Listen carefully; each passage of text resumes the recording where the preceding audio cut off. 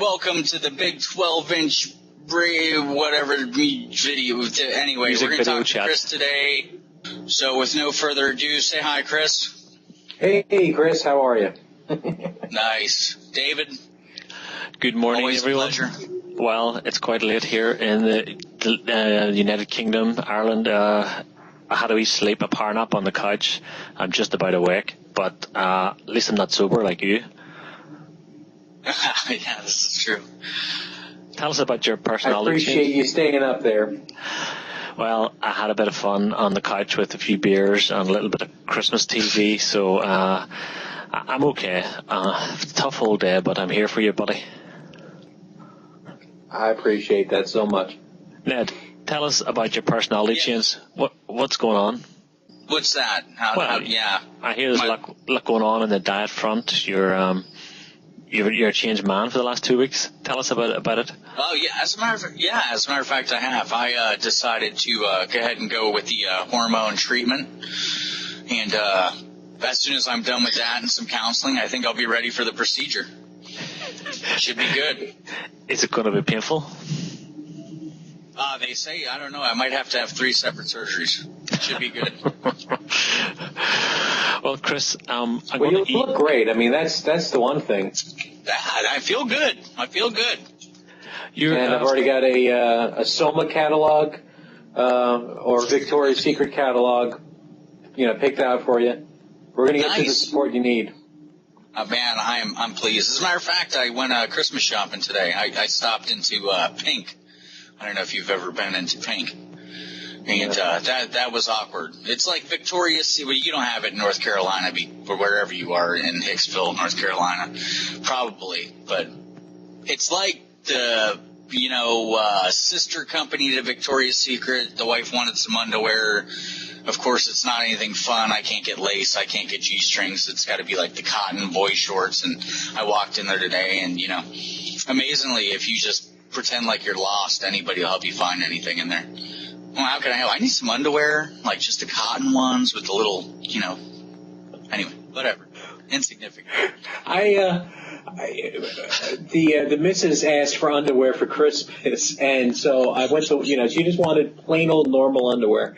So I'm like, all right. So I went to Walmart to get underwear, and it was like during my lunch break to get her Christmas gifts. So we went to a different supermarket, and the turkey was like that Jell-O pressed turkey. So it wasn't the normal Walmart turkey. So I had a pound of sliced turkey, and then I've got a thing of underwear, and I'm like, wow, I look like a serial killer here. Where's your underwear? Madman walking around with a pound of turkey. David, you buy any underwear today by chance, buddy? No, but I mean, that's obviously 2 of life's essentials there, silk underwear and turkey in a can, so I think you're prepared for it. Well, I don't wear underwear, so, I pretty much just wear Depends at this point, so.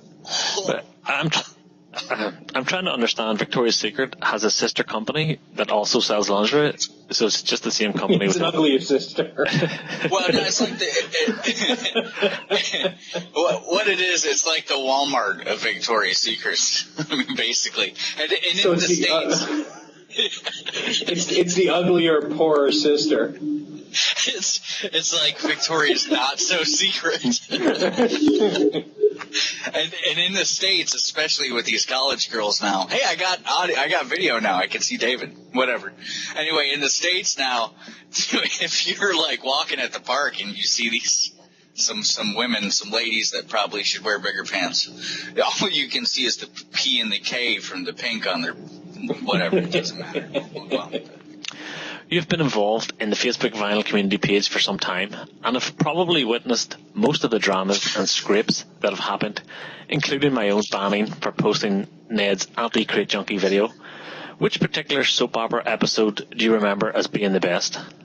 It was the best one for me was the Jeff Recordman one. Jeff Recordman was a guy, he was one of the first guys. And he just came on one of his videos and said, I'm selling all my vinyl. It's on an eBay store, and that was it. So people thought he was either dying or he's become a Hare Krishna or something. And then he showed up on the Vinyl Karma Daily Motion site with his friend Teddy, and he wasn't selling. Well, he wasn't getting rid of all of them. He was just getting rid of doubles. So he had all these people who were concerned. Dude, what's going on with you? Are you dying? Whatever. And then he's on this other site, and he's not part of the VC, but he is. Is he selling? Nobody knew what the hell was going on, and Wes was so upset that he made a video of just him pissed off. And he's just drinking a glass, and he did it with spite and contempt in the video. And it's Wes. Wes is the sweetest guy in the world. Right? I know. And to get him pissed off enough, he's like, you know what, I'm going to turn my camera on. And he was playing a Derek track in the background. He's just just like that for a... I remember. And it turns out... Yeah. And it just turned out that this, I don't know, Jeff, but I guess he didn't have a girlfriend for a long time, and he did, and she's like, what's up with all this stuff you have? Well, these are my records. But why do you have 5 copies of Trespass? And then 4 of them on, cause I just assume it's Genesis, cause he's a VC guy. And so he's like, yeah, well, I guess this is stupid. And so then he sold it. That was it. That was the whole story. But it was nobody knew, and it was, it was cancer and not cancer, but then no, it was him saying no to the VC. It was all ridiculous, It's, you only get half stories with people, in the way we interact with each other, I was gonna interject, and I was gonna say, I remember when he made his big eBay account announcement. I'm selling all this great shit, and I logged on, and I'm thinking, oh man, this guy's big time collector. Maybe he's got some good deals up. There wasn't a goddamn thing that anybody could afford on there. I mean, it was it was first press Foreigner for $30. I mean, shit like that. Right. Give me a break, dude. When Teddy, turned off his channel, I emailed him and I'm like, I didn't care that people come, people go. I mean, that's, it's fine. But to pull all the channels, I was in the middle of watching one of his series. It was a selfish reason. And, because, his videos were great. So he's like, oh, I'll put them back up on, and he did. So, that was fine. Every 2 weeks we have some kind of emotional meltdown, some socially inept or somebody who really should get away from the keyboard more often just has a meltdown in front of us, and you're just kind of there with another one. These things are going to happen more often just by numbers, It's just so in a year or two ago, if there was only 500 on the Facebook page, you'd have an outbreak once a month. Well, now you have it once a week because there's 1,500. Yeah, it's just math. That's all. The Phil Collins Defense Squad started last week. Just hugely entertaining. So I'm gonna play one of my cards here. The Facebook aspect of it is fine. It's different. I'm more of a video guy first, and then Facebook guy second. Sure. But I have a very low tolerance on Facebook, so if I see people way over posting, I'll usually just block them just because I can't, there's just so many people, and if you post 20 pictures, well, now I can't see those 20 people, so I end up blocking. So my block list is 2 pages long now, including, people that are well known or, very liked. It's nothing personal. So I get half conversations often on Facebook, so I don't even know what you're talking about. Well, with my history in Facebook, I maybe should have took more advantage of the block list. Yeah. Oh, that's the other thing too. I saw somebody who's just a little bit snippy, and I'm like, this guy is. I'm not having fun. So why am I? Why am I getting upset? I don't even know this dude. He's probably not even that, but I'm taking it that way. So I just blocked him. Yeah. And now I'm not upset anymore, and it's not an issue. Everyone should be doing that. But then again, I might be answering somebody's question, like, there might be 20 people who have already answered the question, and then, like, I'm coming in, like, well, did you try checking the cable? And 20 people may have, so I look like an idiot, but I already do, so it's fine. But I think the thing about the emotional meltdowns, it's almost something to look forward to, on the Facebook page. It makes it different than just vanilla videos or posting and talking about music. It's a voyeuristic sort of thing. You get to watch our little community mutate and sort of turn on itself every once in a while. It happens in every single group. My wife, Marissa, is a huge Disney World fan, and she has been an active poster in a Disney group, just for Disney World, not for the movies or anything like that. And she's got like 100,000 posts. It's like a really ridiculous amount of time she spent. And when I was telling her about the first time I saw this, because I've never seen anything like this on any other group I belong to, she's like, "Oh yeah, it's called Another Grand Exit or something." She had like an acronym, and apparently it happens all the time. In her, it's Disney World. It's like the most innocent, simple thing, and people just like, screw it, I'm out of here, and the big exit. Yeah, the doors slam behind you, and screw you guys, I'm going home. And it's just That's that. right. Yeah, exactly.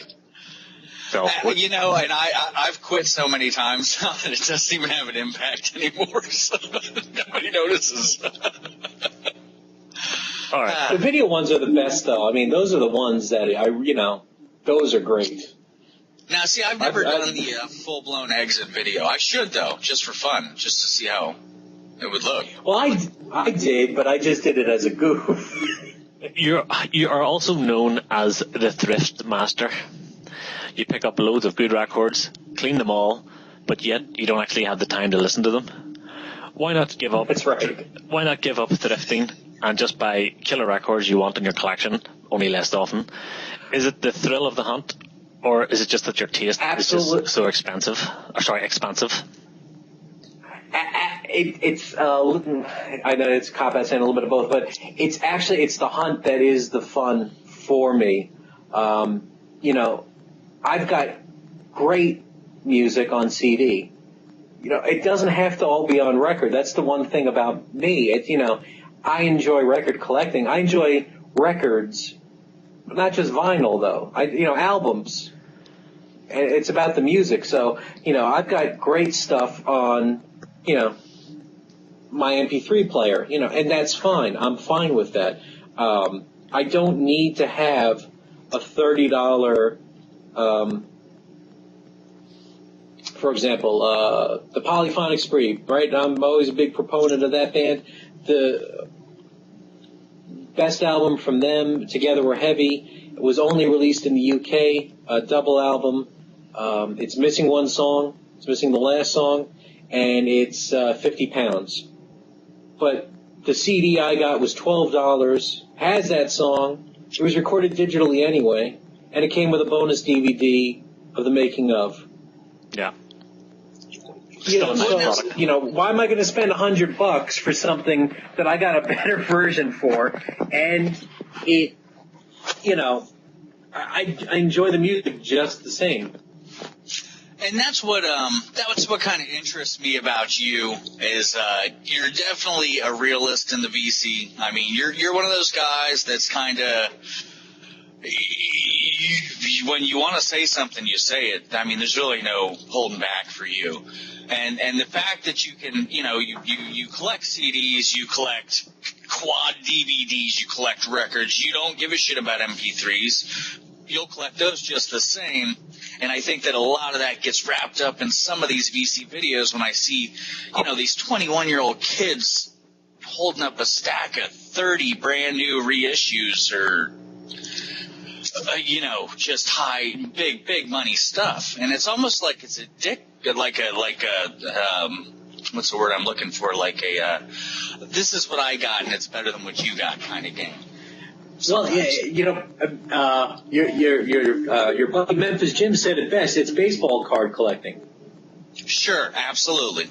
That's absolutely what it is, and and you either get wrapped up in that, or you're well, that's smart. That's wrong, because it's part of that's the other section of the hobby, and it's fine for them. They want to do that, and that's what they do, and that's not what I want to do. What I want to do is I want to listen to as much music as I can, and enjoy it. So there's actually very little crossover. I'd say maybe 5 to 10% I have duplicated on formats. Otherwise, it's different music. I don't have nearly the same amount. CD that I also have on vinyl. It's actually pretty rare, except for the big albums. I found that certain albums that you listen to over and over and over again, they're not fun anymore. Like I grew up with Dark Side of the Moon on CD. And, it's just not, I'll never listen to it. So one of the things that you asked me, hey, what do you want, Chris? I said, I want Dark Side of the Moon, because at least that's a different way to experience an album that I do like, but I've grown tired of. So same thing with the Beatles. Sgt. Pepper, I've got the American mono copy that I found for $2, an original pressing. And it's different. Well, I think you have to. Sorry, you have to give those kids a break, Ned, because when you are young, possession is remarkably important to you. Owning things, having that physical product in your hands and in your collection is important, and to see kids still like that is a good thing, because the majority of kids are just MP3s on a hard drive, don't give a shit. So you're building a collection then. So for me, I would probably be one of those kids if I was 18 and starting out again. It would be about owning as much good vinyl as possible. Well, now don't get me wrong, David, though, that it's not the fact that they want to have something physical, but they want to have something that you don't have. Yeah, well, I guess a wee bit of elitism kicking in. Sure, that's it. It's elitism almost. There's guys that go to Goodwill and they find amazing records and they come and they make videos, and I watch them and I'm, you're jealous inside. You're like, well, I don't have that at my Goodwill and I didn't score like that. But you're happy for them because, it's like they were out there doing the work, And then, certain guys, I'll watch a video and they'll throw up $200 or $300 records that they jumped on eBay and bought, and it's almost, it's a pressing that isn't really necessary. It's something like that. It's, at that point, it's kind of like, it feels elitist to me almost. And, there's not a lot of guys that do it. It's just one of those things. But you have to remember that for somebody like that, it's their hobby probably. So where somebody might be out restoring a car, or they might be putting money into, I don't know, windsurfing or any kind of adult hobby. Maybe that's where their couple of $100 a month goes for their hobby, like into records. It's a world. Well, then let me see a video of you restoring your car, and I'll enjoy that a lot better. No, but but these people don't do it. They just sit sniping eBay auctions all week long. That's their hobby. Well, but that's a good point, though. I mean, I restored a Volkswagen Beetle right out of college. I always wanted one, and I did a full restoration, the whole engine, the interior. I did myself with I reupholstered it, I repainted the car, and I had basically a brand new Volkswagen, but it was a Volkswagen. It's the cheapest car in the world, and I could still get parts. They were still being manufactured. It wasn't a Fiat. It wasn't a NG, Spider or anything like that. So there are just different parts of the hobby. Some people are doing it, out of some kind of weird elitism, or hipster, kind of problem. Some people are doing it because they've got enough money and this is what they always wanted as a kid.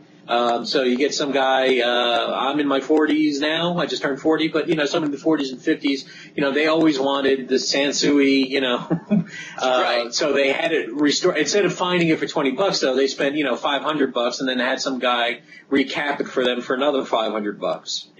They spent $1,000, opposed to the $25 I would have spent just finding it at a flea market eventually. But it's the one they always wanted.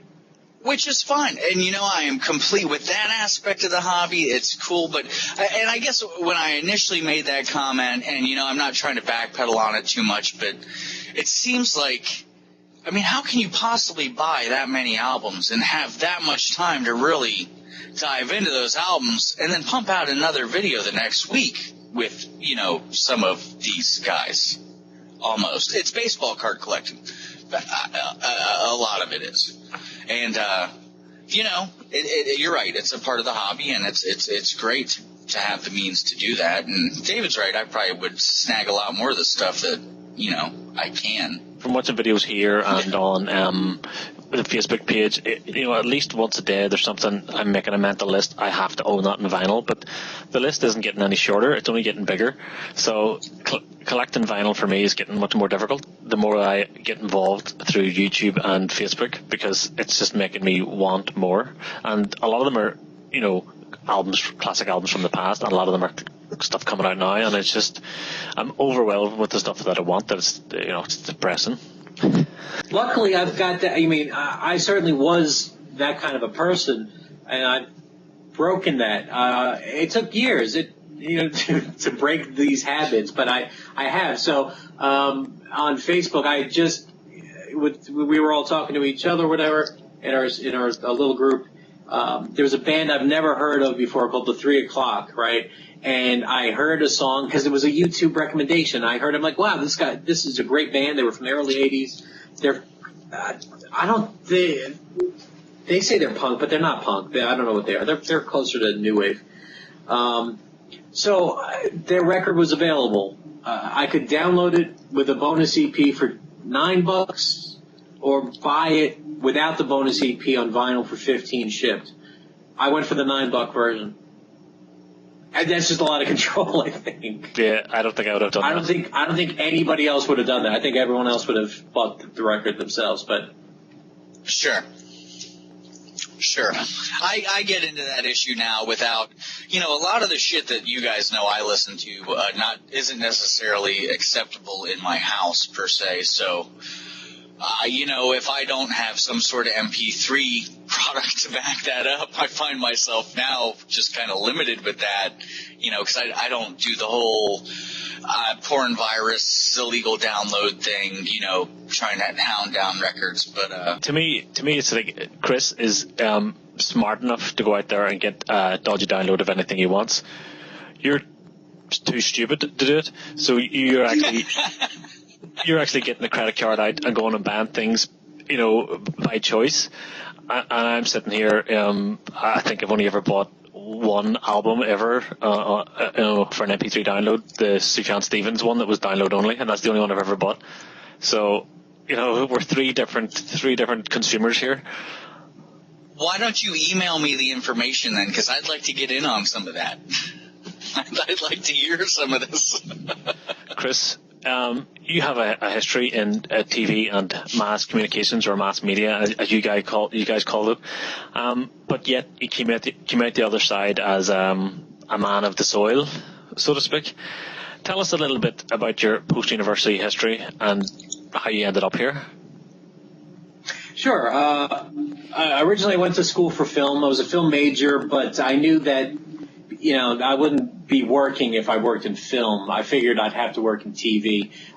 So right out of college, I applied there was this news network on Long Island called News 12 that, so it's basically, it was like CNN, but, just local. And now they've got a lot of places like that. But that was one of the first 24-hour cable regional networks.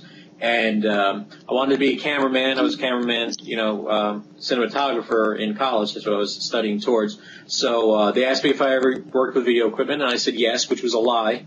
But I figured, the worst thing that's going to happen is they'll fire me, But I figured it out. So I worked as a news cameraman for a bit.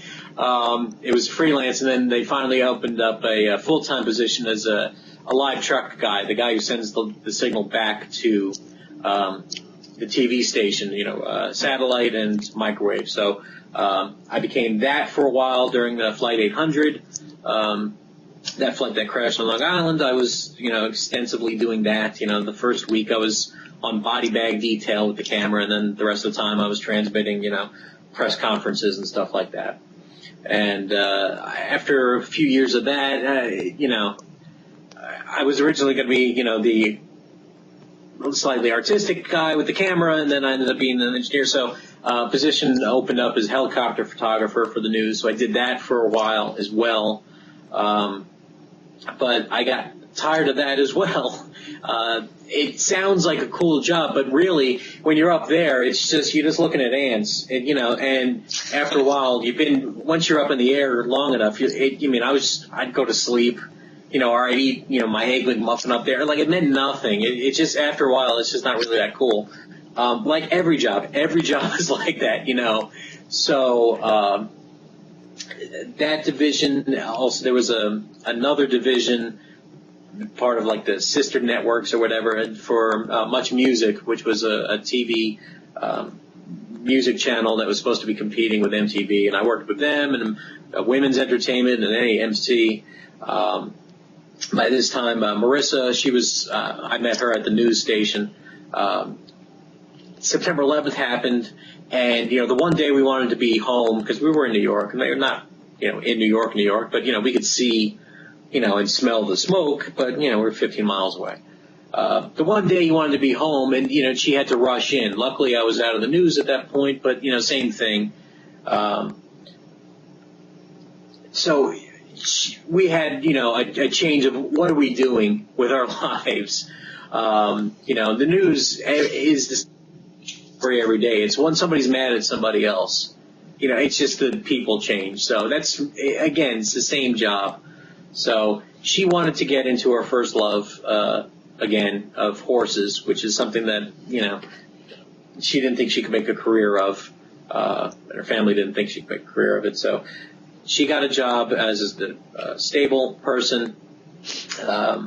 My job was progressive enough where they had health insurance for gay couples. So it's discrimination to say that we weren't a couple.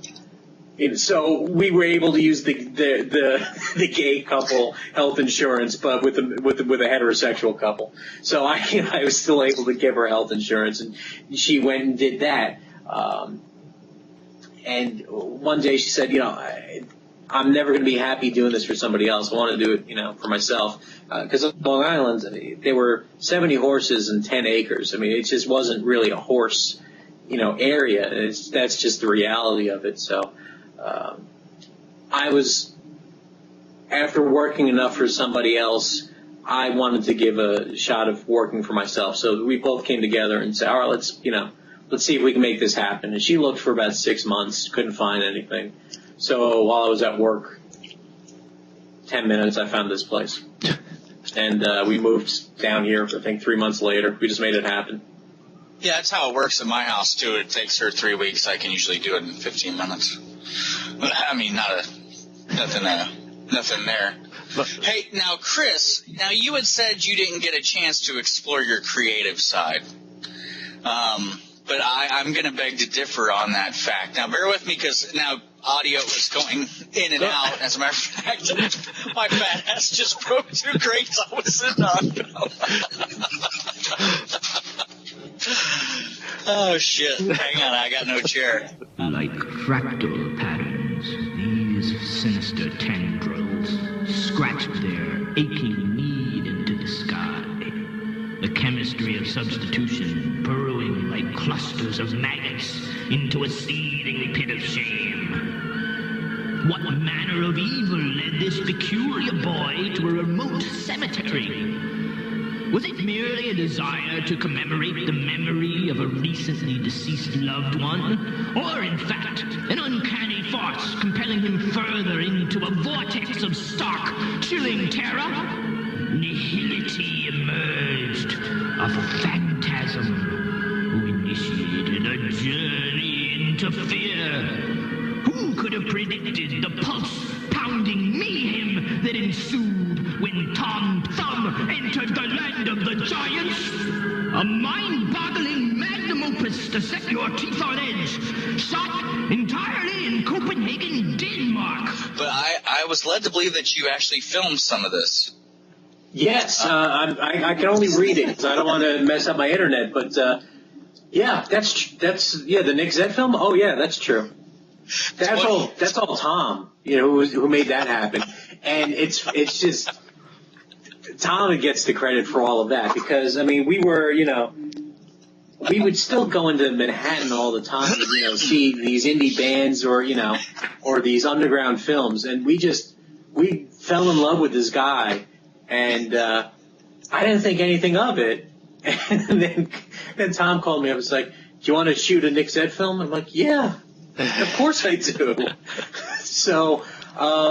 The day it was 2 day, it was a 2 day shoot. And I did the second day, and when I showed up, there was a woman. She was completely naked, painted blue, and then she had put red glitter in her mouth and in her private parts, and was just walking around like this was the most normal thing in the world.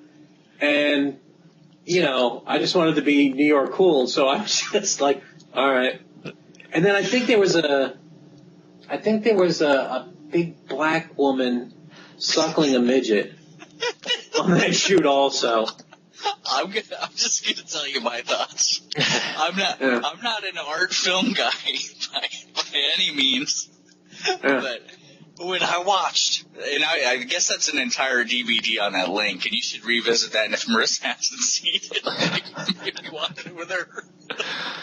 But now, not necessarily the segment that Chris or Tom had any part of, but one of the opening scenes is this little boy in a graveyard, and he's running around looking at tombstones, and it's kind of got this cheesy kind of horror feel to it. But at one point, the little boy actually walks into a vagina.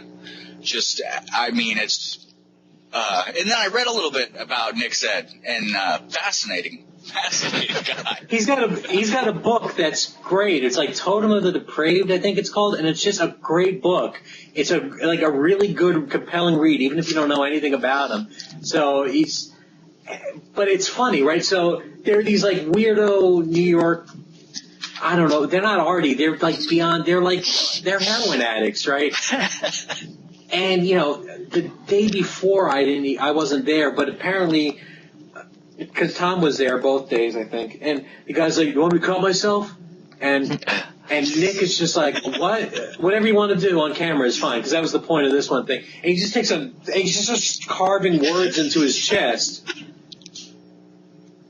That is not the scariest part of the whole thing. The scariest part are the little details. It was Nick, because Nick had like really dry crocodile skin, and he was constantly putting eye drops in his eyes. That was the scariest thing to me. He didn't say anything wrong. He was fine, but he's just kind of... All right, let's go ahead and shoot this. Tom said you would say that, too. He said the eye drops had you all creeped out. The circus around me was nothing compared to just that simple...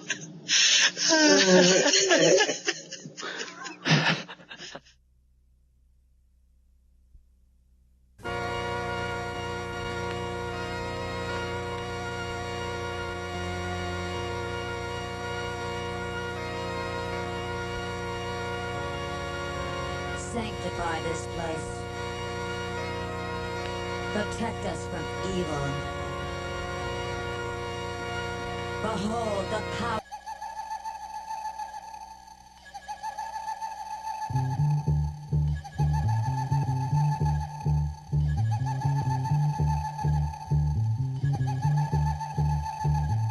Check the peacemaker giving you a hit of the good joint. Inhale the smoke, let the peace pipe burn. Check the beat, check the groove.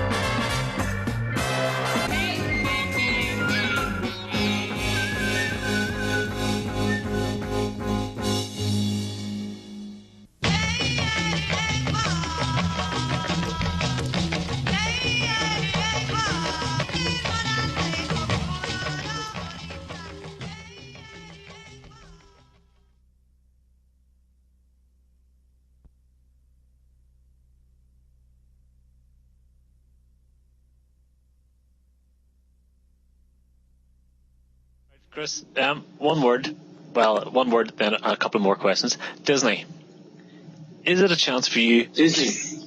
Is it a chance for you to never have to grow up?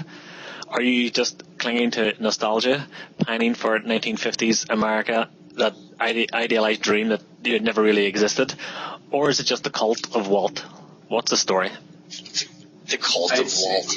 It's probably part of the cult of Walt, but Damien does not. Probably cannot experience this because he's can just go anytime. It's his right? back door, yeah. But all right. So back to my my gay lover Tom. He has experienced this, right? Because Tom is like Tom is not easily impressed by lots of things. I mean, he certainly does have that New York, art cool, whatever, right? And even he likes it. Because the second you enter those gates, and people hate this aspect of it, you're not in reality anymore. There's nothing real about what you're experiencing, which, anybody who detracts from the experience says, well, you're not in reality. But everyone's reality is awful a lot of the times, somebody's yelling at you, you're at work, somebody's backbiting and plotting against you. And in that one place, you can do anything and it's clean. The rest of your life is not clean, but Disney World, there's not a speck of trash. And another thing is there's not a single American either, for that matter. No, it's mostly British people or Brazilian people. And the British people, like, it proves we're doing something wrong, because when they go for 4 weeks. They're there for like a whole month, and I'm not exaggerating. And they're at the deluxe resort. The deluxe resort's like $400 or $500 a day. And they're just there the whole month. I have to go every other year at the cheapest hotel, and if we get 4 days, we're lucky. Now, the Europeans are beating us every which way. They are, to a lot of degrees. Not to sound anti-American, but Chris made a huge point. David, if you ever come to Florida to visit, because your kids they need to see Disney World, and I know there's one in France, but whatever, it's French. So come to the States, do it right. But there's a mall. It's called Florida Mall. Chris, you ever been to Florida Mall in your travels down here? No. Okay. Florida Mall has the Florida Hotel attached. It's the closest mall to Disney World, and it's a pretty big mall. I mean, they have all the big stores and everything else. And I took the boy shopping there. That's where I found the pink store we talked about. Anyway, we're walking in there, and I didn't have my cell phone in my pocket, so I had no clue what time it is. I don't wear a watch. So I asked for the time 2 or 3 times, and in that mall there is not one American person. It is every European was at Florida Mall today, and with bags. I mean, how are you going to get this back on the plane? Loaded to the hilt. But you're right about they come and they stay for 4 weeks, and they have vacation time, and it's shit that is completely foreign to us. All the packages coming out of the UK would be sort of 3 weeks in Florida. Typically, is what they would recommend for someone to do. And a couple of my brother's been now 3 times, in 6 years. So every 2 years he's got to go to Florida, and I'm like, it's the same thing. You're going to SeaWorld again, you're going to Disney World, but you got to go. They just love it. You don't need 3 weeks. No. You don't need 3 weeks in Florida, buddy. The Europeans do. You come see an alligator, catch some lizards, go to the theme parks, and then go to another state. Go to New York. That's what I would do. It's not really my thing. Right. But that's the other, one of the other reasons is that we really don't have much time to go away on vacation, because when we leave the farm, it's always an issue. Every time we've ever left on vacation, we've lost a customer. They just picked up and moved, or something happened, or our horse got sick. So we really try to limit when we can go away. and at 4 or 5 days, and we're always guaranteed a great time. Always. I mean, it is never an issue. And if there was an issue, it'd be taken care of in seconds. Because that's just the way that company's built, And, I mean, we just, not a thought in our head when we're there. It's just, we're 10 years old. Everything is magic. And for an old pervert like me to have a pure, just amazement or whatever, or jaded, I mean, both aspects, is worth the experience, Well, I consider myself very cynical about Disney partly because I never really had that major formative experience with them when I was growing up. I don't have any particular love for any of their products, but with buying Pixar and buying Star Wars, it's just kind of, you can see now that Disney have bought into their future. It only cost them maybe $5 billion or $6 billion, whatever it was in total for those two products, or maybe a few more. But those guys have now guaranteed the next 15, 20 years of success for the theme parks by buying those products. Mm-hmm. Absolutely. It's good business. I mean, when it comes to business, the mouse knows how to wheel and deal, and I don't think there's anybody better out there. I live on the battleground, and the company I work for doesn't necessarily work for Disney. As a matter of fact, we have a sign in the back room that says, "We do not bid work to Disney World, Chinese restaurants, Walmart, or Sam's Club." But and the reason being is because with Disney, they typically have their own payment terms, which are a little bit longer than most companies prefer. So we'll go work for SeaWorld and all the other places, but Disney's tough. But that's good business for the mouse.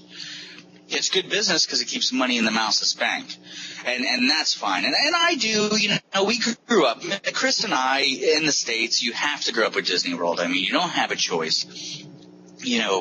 I was just reading, my wife has a book from 1979. It was a gift for her, a Disney storybook, back when Disney was kind of hardcore. I mean, I'm reading it, and you get into, like, Brer Rabbit and Brer Fox, and you're like, the language in this is I couldn't see this coming out of a Disney Pixar film today. Or the original Peter Pan. When was the last time either of you guys watched that? Captain Hook smoking 2 cigars out of his smoker and shooting a pistol. Oh, yeah. I mean, every Disney movie which starts with killing off one of the parents. Yeah, exactly. They're not afraid of really messing up kids' lives. Witches. I mean, my wife is so afraid of the evil witch from Snow White. Sure. All you got to do is show that at her, and she'll, coil away. Well, that sort of makes me think. Star Wars, Star Trek. Is it okay not to give a fuck? No. No, it's not. No. Because if you don't like Star Wars, there's something wrong with you. I mean, I understand not liking Star Trek. I mean, I grew up liking Doctor Who. I mean, the British, the old, sci-fi 70s Doctor Who's, not even the cool Doctor Who that's now. I mean, So, yeah. I come from a nerd perspective, but if you just I don't like Star Wars, I can't trust you. I've just grown tired of it. I think I've just maybe with the reboots and stuff, I'll be interested again. But I'm just so tired of Star Wars talking about it, always talking about it. My wife's never seen Star Wars. She's never seen New Hope. She's never seen Empire. She's never seen Jedi. I mean, these are 3 films that, as far as I'm concerned, they structured my entire view of the world, of how the world should work socially. And she won't sit down and watch them with me. It drives me just insane. They're Marissa's favorite movies. Well, you sort of. I mean, one of the selling points of Marissa for me was that she knew what Hitchhiker's Guide to the Galaxy was, and actually read it. Yeah. What are your top 5 favorite films of the 80s? Of the 80s, okay, because that's, you know, Just the 80s. The first one came to mind was Blade Runner. You know, I even as a kid, I mean, I saw it, you know, as a kid, and I loved that movie. That movie's awesome. Revenge of the Nerds, obviously number 2. You know, that movie is still great, and I can watch it all the time. What's another good one? Better Off Dead. Another good, stupid movie. Any of those movies were great at the time. Better Off Dead. Anything that Cusack was in, that whole string of silly flicks was great. Yeah.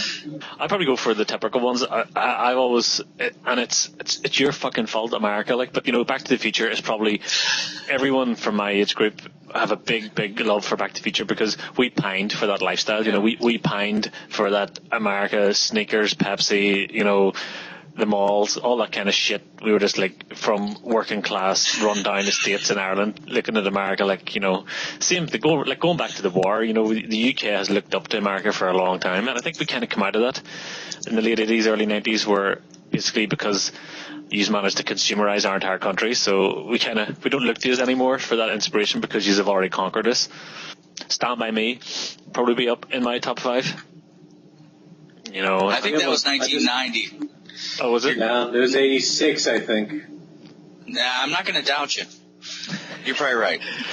And again, well, I'm thinking River Phoenix. Full Metal Jacket, right? You know, the last really great Kubrick movie. So, Absolutely. Full Metal Jacket, another great one.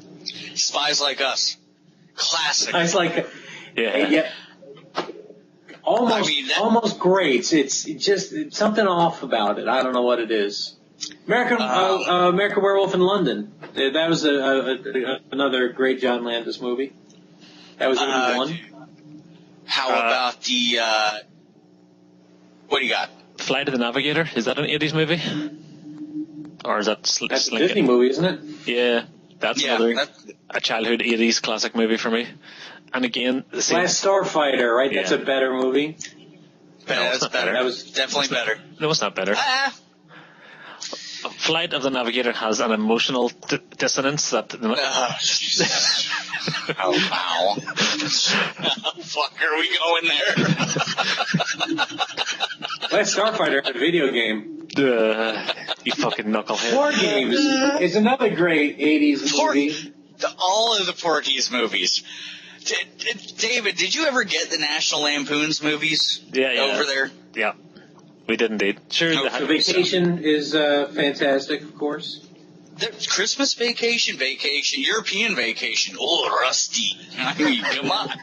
Sure. Classic. How many cliches can you fill in one movie? It was awesome. That's how I learned about Europe. I mean, I was inspired to be a geography major in college, which meant I just smoked a lot of pot. And really played with your bassoon. You notice none of these are like Jean de Florette. They're all stupid movies. But that was the 80s, and that's what I try to, you know, I get in these debates with guys that, and you could probably, you know, spin me a yarn about a foreign flick or just some subtitled shit movie that I need to probably watch, but for me, the 80s were just fun. I mean, it was a decade of just absolute pointlessness. It was pointless excess and pointless music and pointless fun. For me. It didn't seem as much fun when I was going through it. It seemed like I was a fat kid getting, you know, picked on a lot. But looking back on it. I noticed over your shoulder, Chris, over your shoulder you have a MAME cabinet in your house, but you don't often talk about gaming. I assume you were at your peak during the sort of Sega Genesis or Super Nintendo era, and if so, what side of the fence did you sit on, Sega or Nintendo? I was actually I wasn't even a 16-bit guy. 8-bit was the end of it for me, so it was just Nintendo. So I didn't even get to enjoy that. By that time, I was on to movies and CDs, you know. So I was out of the gaming loop. So on this thing, that's pretty much where it ends. There is a a few Super Nintendo games in there and a few Genesis games, but mostly they're Nintendo or Coleco or 2600. Besides the main games. I think Chris has maybe 3 years on me, and I checked out at Genesis myself. So Yeah. but that was it. That I kind of, I do. I've played the newer stuff, and it's Grand Theft Auto. I mean, those kind of games, but they're amazing. I mean, to say the least. But for me, it's almost too much. Almost. If it's more than 2 buttons, I can't handle it. So I mean, I'm friends with the VC member Dave Mason, and he showed me off his new Xbox whatever, and he's playing Grand Theft Auto 5. 5, yeah. And I don't even know what he's doing. What you're doing. Yeah, I just see the hands moving, and when I went over to a cousin's house, and they had Call of Duty. He's like, "Well, you try," and dead. And it's don't worry, just hit this button, dead. It was too. More than 2 buttons, I can't do it. Yeah, I think there's. Yeah, I just got. Go ahead, Ned. Go ahead. No, you first. I was gonna say I just spent my Thanksgiving vacation getting smoked on Call of Duty by my 12-year-old nephew. So, I mean, and I feel like I should have, I've logged my Mario time. I should have some skills. Yeah. I should be able to do something. This kid's 12 years old. It should be transferable. But I started with the Atari, and I'm still going, so I'm still gaming. Not obviously an awful lot, but I get 2 hours a week. Do you have a folder full of meme images ready to pounce at the slightest joke? No. You sure? I think so. Why, you got something on me? No, but you're just really... You're quick off the mark. Anytime there's room for a meme joke to slip in, you've got it ready to go. So I'm just thinking, this guy must collect these images and just have a big folder full of them, waiting on the right moment to use them. No, I usually just have a few pictures, but I guess I'm pretty quick at searching up stuff real quick, and I guess the right keywords. Yeah, you're good at that. I was gonna say you're quick on the draw too. I thought for sure you had a file on your desktop that was like Chris's greatest hits. No, I've got like 10 pictures. That's it, and then I just hold them like bridge, just waiting. But when I saw the Tupac unicorn tattoo picture, I'm like, wow, this is great. And I had it for maybe 5 seconds. That's the best I could do. And then somebody gave me some opening. Or I made my own opening. Sometimes, that's like a chess move. I'll make my own. Before he died, he gave me the keys and said, "Son, this is how you'll remember me. When you fire up the tractor, roll in the hay, light up a bonfire at the end of the day, taking a swing with Mama's Mason jar. I ain't scared to work, that's how I was raised. Live by the Bible and taught how to pray. Sow my crops where the river meets the sky. I'm an FARMBOY." That's the end of my formal questions for you. I hope you enjoyed those. There were supposed to be some others from the Facebook group, but I haven't had a chance to put them together, so they might have to slide because we're running on time or out of time. I wanted to do a little music round with you both. So this is pretty simple. I'm going to do a quick test on Irish music for you. So you're going to hear an intro to a song, and you have to tell me, is it Irish or not? Okay.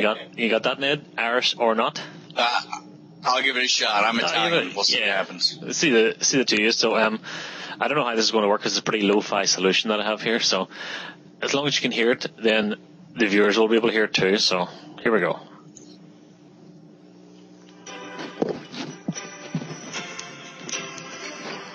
That's Enya. That's British. No, that's Irish. She was Irish. Was she Irish? Yeah, I think so. Yeah, she was Irish. Just wait. It's going to get worse, I'm sure. Oh, yes. I thought she was from heaven. Okay, 1-0 to Ned.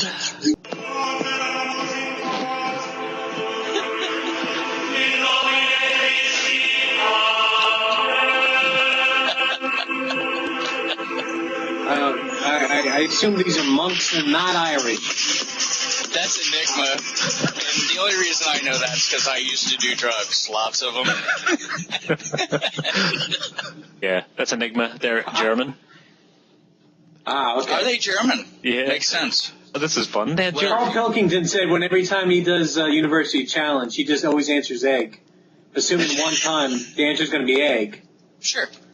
What's like So Final I'm going to Jeopardy? do that. Yeah.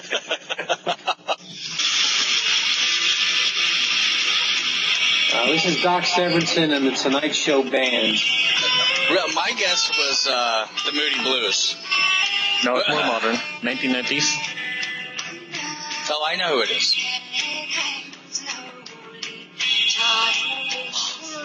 Has taken over. Wait, is it Cranberries? Yes, it is. It is. Where are they from, David? They can't be from the same part of the island as you, right? Well, they're from the And south. if they are, don't claim them. No, they're from the Okay, south. there you The original island. Yeah. No. I need a chorus or a verse. The rest of the day, wonder what my liver to say. Drink. That's Billy Bragg, isn't it? No. Blackened days, their bigger gales blow in your powder. Not Irish. Correct. That's all you can. To see if Ned gets it. But don't seem to know that you built, keep on. I want to say it's Flogging Molly or Dropkick Murphys, but I can't. Bingo! Yeah, Flog and Molly. Yeah. I have fallen for another, she can make her own way home.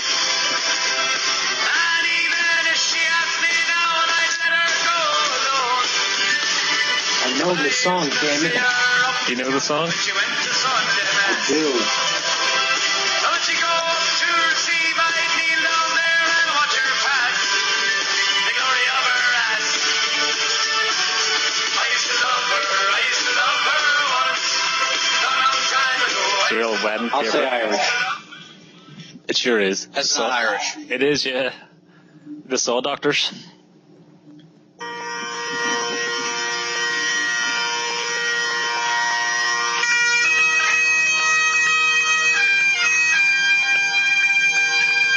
You know, there is no Irish on the USS Enterprise. USS, so I'm going to say not Irish. That's right. There was no Irish. Yeah, no, that's Boston. Correct. Dropkick Murphys, Amazing Grace. The city of Chicago. As the evening shadows fall, there are people dreaming of the hills of Donegal. We'll say Irish. Yeah. Christy Moore. Through the streets showers, Sounds like Neil Diamond. Not my scene, this one. Anybody? You got me on that one. Runrig? Runrig? The Scottish band is supposed to be really big. I've never heard of them. That's kind of a curveball, but even I'd never heard of Yeah, them. see, there's too much American ignorance to differentiate Irish and Scottish. All we know is men wear dresses and other men don't. Gotcha. But they both fight.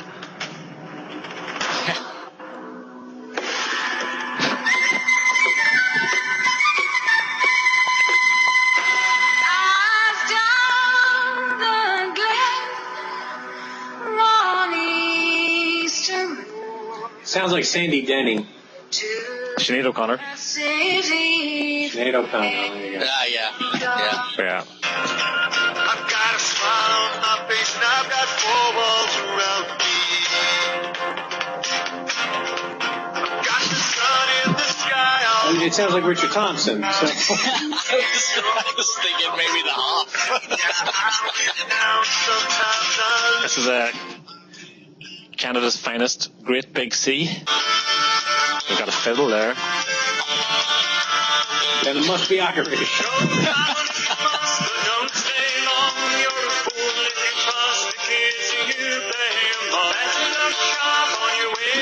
Weird. English, the Oyster Band. say Irish. Yeah, this is an easy one. Well, That's Irish. the Greedies. This is a Phil Lynott side project or something with the Sex Pistols. So it's like a throwaway Christmas single. Then Lizzie's Sex Pistols. That's yeah.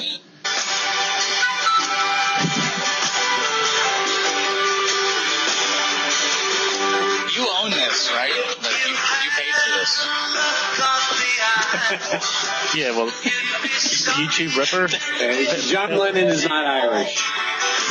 That sounds like Jimmy Buffett. Yes. John Lennon is not Irish. Correct.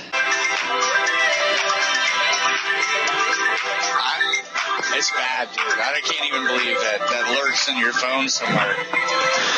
These are little hand-picked. Anybody? Handpicked from where? And yet you feel no shame. People give Chris shit for being a lounge lizard. That's Orbital with Belfast.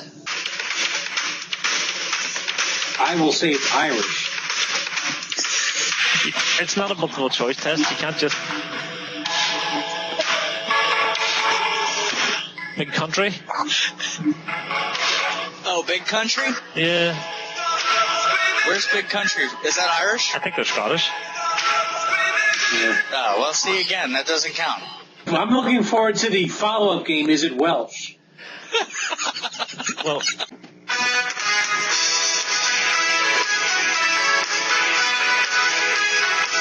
I hope it's not Irish for your sake, buddy.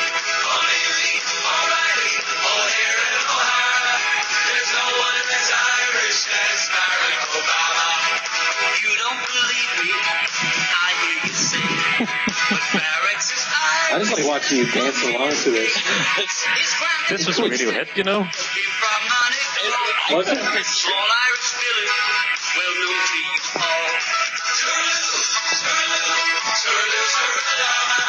There's nobody as Irish as Barack Obama. He's as Irish as bacon and cabbage and stew. He's Hawaiian, he's Canadian. I can just watch you dance with your phone all night. Wow. That's pretty much what we're doing.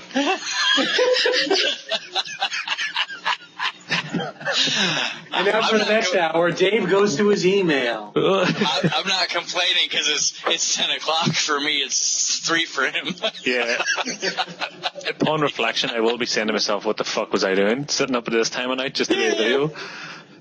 That is true, Chris. You do have an amazing way of keeping up with the videos that I don't think it's humanly possible. Well, Rob's got me beat. I mean, Rob has definitely got me beat. Yeah.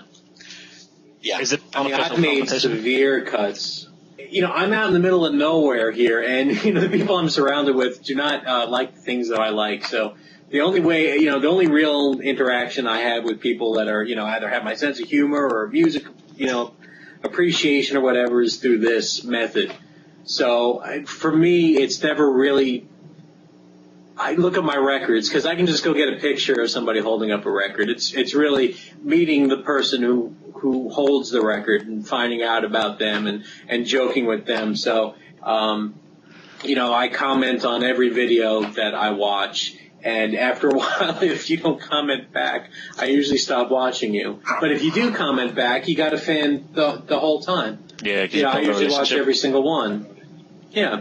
And I watch about 75 videos a week, which is a cut. That's actually quite a cut. I used to watch about 150 videos a week. Jesus. But it's down to about 75 now. And I comment on every one of them.